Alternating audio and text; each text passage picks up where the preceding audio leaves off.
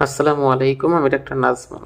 আজকে আপনাদের সাথে একটা বিষয় নিয়ে আলোচনা করব, সেটা হচ্ছে গিয়ে আপনারা মাঝে মধ্যে এসে বলেন, স্যার ওর না হঠাৎ করে পিটার পরিমাণ জানি কেন কমে গেছে এবং ও জানি কেমন ফোটায় ফোটায় পি করে। আগে যেমন হচ্ছে অনেকটা পরিমাণে পি করতো, এখন আর আগের মতো অনেকটা বেশি পরিমাণে না করে ফোটায় ফোটায় পড়তে থাকে। তো এই সমস্যাটা হঠাৎ করে কেন হচ্ছে? এই সমস্যাটা সাধারণত হচ্ছে ইউরিনারি ট্র্যাক্ট ইনফেকশন বা হচ্ছে ওই ইউরিনারি যে প্যাসেজ আছে, ওই প্যাসেজের ওইখানে যদি কোনো কারণে কোনো পাথর বা এরকম টাইপের কিছু ফর্ম করে থাকে, তো সেক্ষেত্রে দেখা যায় যে এই সমস্যাটা খুব বেশি পরিমাণে হচ্ছে ফেস করে থাকে। এবং এই পাথরই হচ্ছে মেইনলি এখানে কারণ, আদার্স অন্য কোনো কারণ সেরকমভাবে জড়িত থাকে না। সাধারণত আমি এরকমভাবে খুব রেয়ার কেসে এটা হয়, এটা শুধুমাত্র আমরা আমাদের ওই যে মেডিকেলে যখন পড়াইতো তখন বলতো যে হ্যাঁ, মূত্রথলির ওইখানে ছোট একটু টিউমারের মতো ফর্ম করতে পারে, ওইখানে ক্যান্সারের মতো হইতে পারে। এগুলো সাধারণত আমাদের দেশের বিড়ালের ক্ষেত্রে বেশি দেখা যায় না। আমরা যখন হচ্ছে ইন্টার্নশিপ করতে বিদেশে যাইতাম তখন হচ্ছে আমাদেরকে এগুলা বলতো, ওদের দেশে নাকি এটা কমনলি ফেস করে, বাট আমাদের দেশে এটা ওরকম ভাবে আমি কখনো দেখিনি। আমাদের দেশে সবচেয়ে কমন যেই সমস্যা সেটা হচ্ছে যে ইউরিনারি ট্র্যাক্ট ইনফেকশনের ওইখানে পাথরটাই হচ্ছে ডেভেলপ করা। এবং যেহেতু মূত্র নালীতে পাথরটা চলে আসছে, তখনই ওই একদম যদি পাথরটা পুরোটা ওই নালীর মুখে চলে আসে তখন তো প্রস্রাব পুরোটা বন্ধ হয়ে যাবে, এটা কমন। এবং যদি এটা পুরোটা ওই নালীর মাথায় চলে না আসে, একটু যদি ফাঁকা স্থান থাকে, তখনই সাধারণত ওই জায়গাটুক দিয়ে ফোটায় ফোটায় এই পি পড়তে থাকে।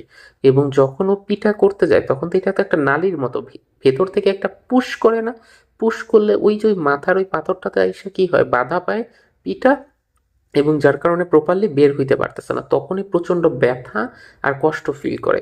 তখনই দেখা যায় যে ও চিল্লাচিল্লি করে। প্লাস অনেক সময় তো দেখা যায় এটা পুশ করার ফলে এতটাই প্রেশারাইজড হয় যখন হচ্ছে কিনা ওই পিয়ের সাথে রক্ত পর্যন্ত বের হইতে পারে।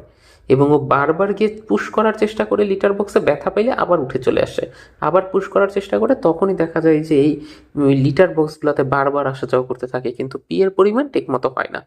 এবং এইটা যদি এই স্টেজে হয়ে যায় তাহলেই মেডিসিনে খুব বেশি কাজ করে না। সাধারণত এই স্টেজে আমরা যেটাকে বলি যে ইউরেথ্রাল অবস্ট্রাকশন, যেটা মানে হচ্ছে মাথায় পাথর যে হইল, এইটা আপনাকে হচ্ছে ভেটের কাছে নিলে ভেট এখানে একটা ক্যাথেটার পরাইয়ে দিবে। এবং ক্যাথেটার পরাইয়ে দিলে ওই ক্যাথেটারের মাধ্যমে ভেতর থেকে প্রস্রাবটা অল্প অল্প অল্প অল্প করে ওইটা দিয়ে বের হয়ে আসবে।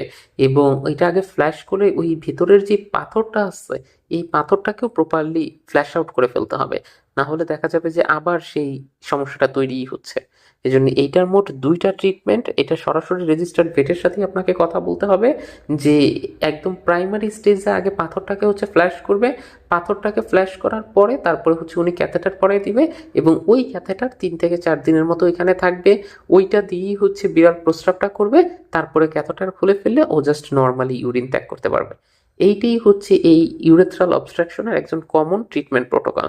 এবং এইভাবেই যদি আপনি ট্রিটমেন্ট করেন তাহলে আপনার বিড়ালটা খুব দ্রুতই সুস্থ হয়ে যাবে। এসব ক্ষেত্রে সাধারণত ওই ক্যাথেটার পরানোর পরে অনেক ক্ষেত্রেই দেখা যায় কি যে মুখে অ্যান্টিবায়োটিক, ব্যথার ওষুধ, এরকম সাপোর্টিভ আরও কিছু মেডিসিন ওর লক্ষণ যেগুলো প্রকাশ পাইছিল সেগুলোর উপর ভিত্তি করে দিতে হয়।